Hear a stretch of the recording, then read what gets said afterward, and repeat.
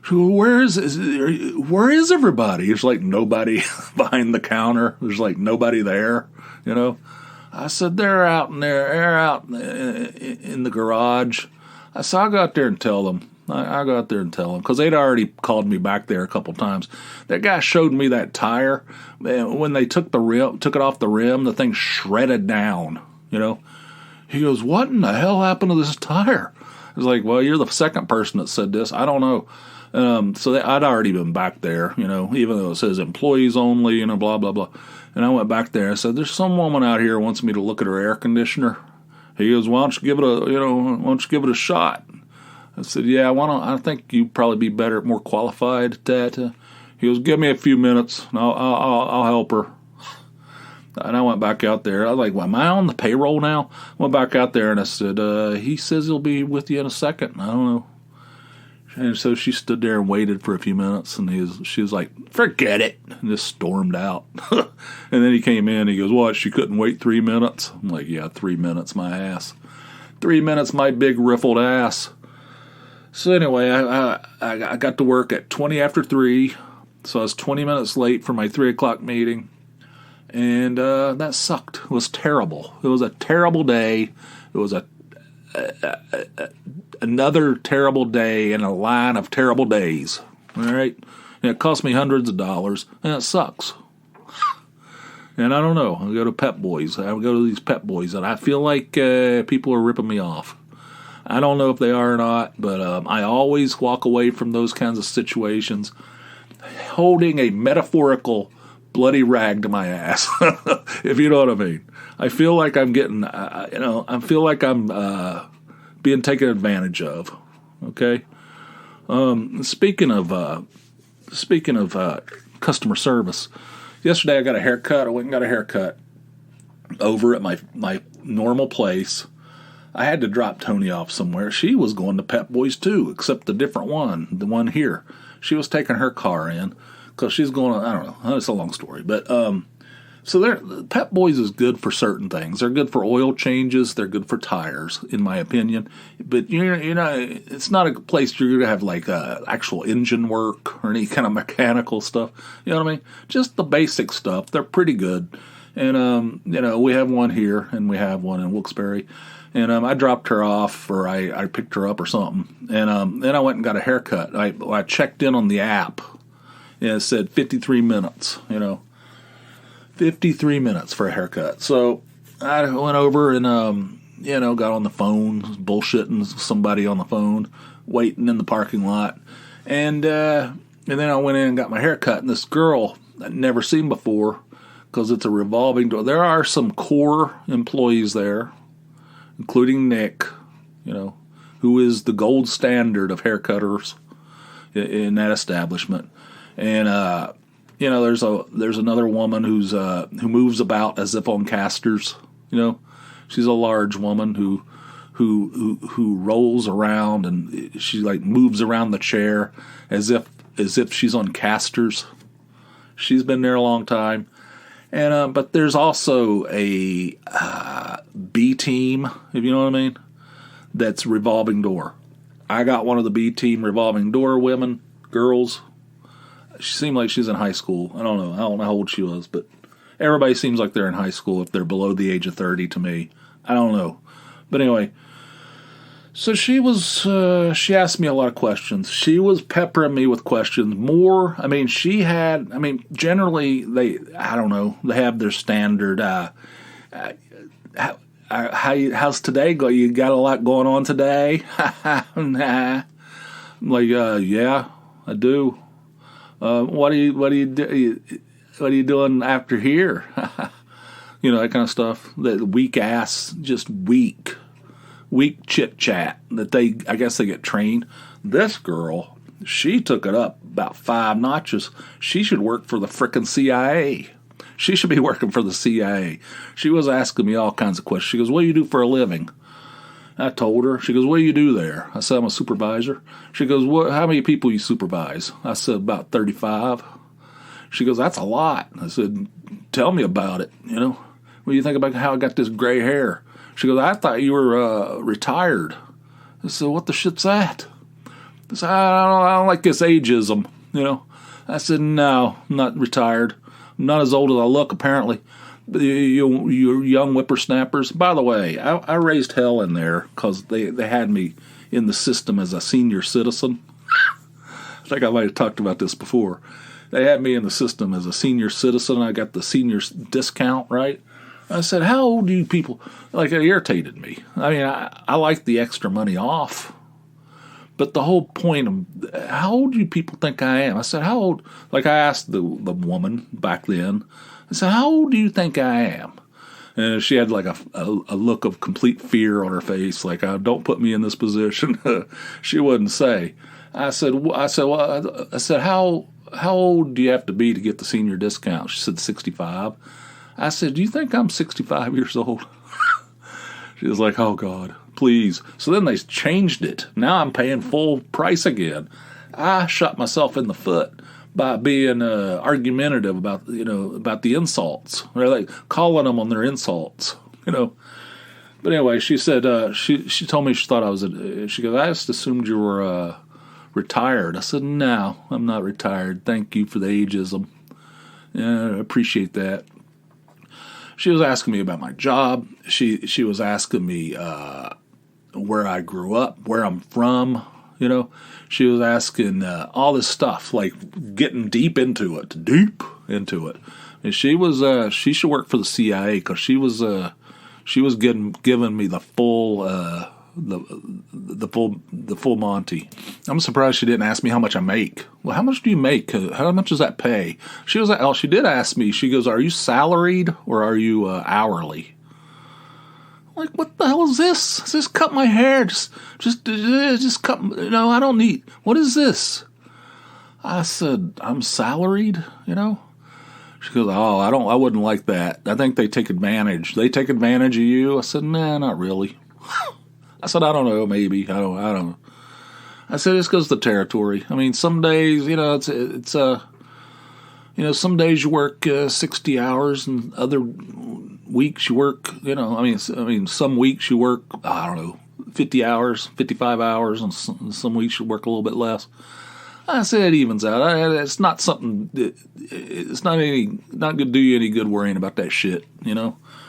And so she was asking me all these questions about where I work and what I do, and she said, "What are you going to do?"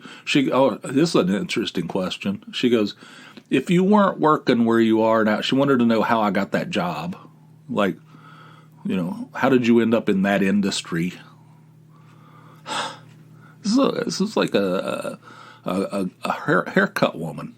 And she said, what if you weren't doing that, what would you like to do? If you could do anything you want, what would you like to do? Was it a psychiatrist?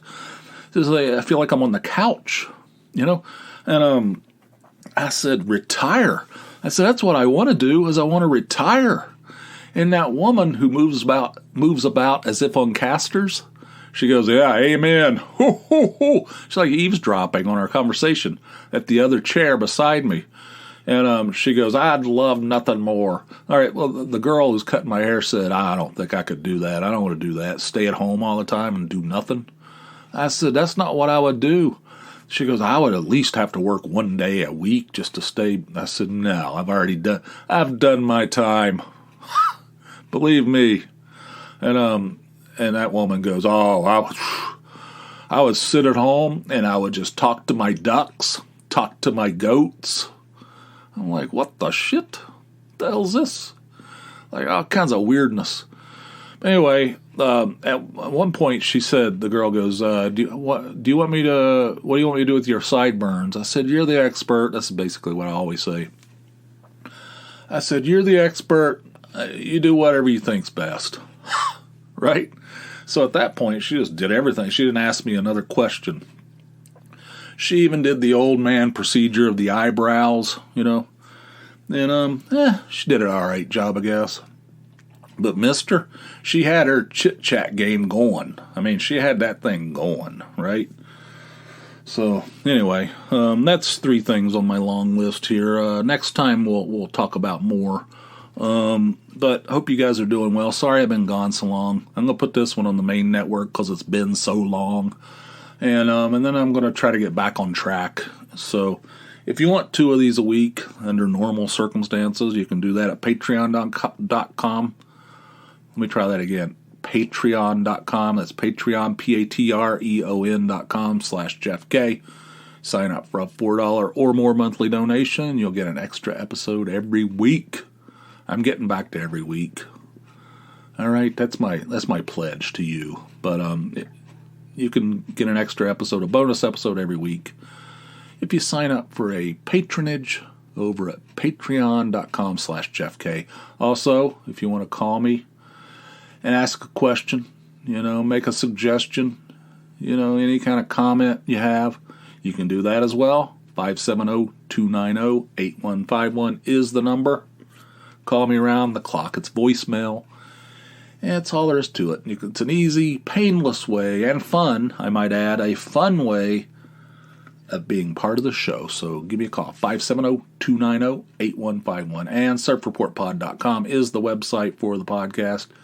Check that out for expanded show notes, photographs, links, etc. And if my phone doesn't stop chirping, I'm going to throw this thing in the frickin' backyard. I'm going to run over it with a lawnmower. What is this? It's a notification from the Weather Channel. All right, there you go. That's very important information. Something to do with Florida. It has to do with me. It has nothing to do with me. Blow it out your ass. All right, anyway, we're at the end of this thing. Thank you guys for tuning in. Thanks for everything. I'll see you soon over on the main network. And until then, you guys have yourselves a fine, fine day. I'll see you. Bye.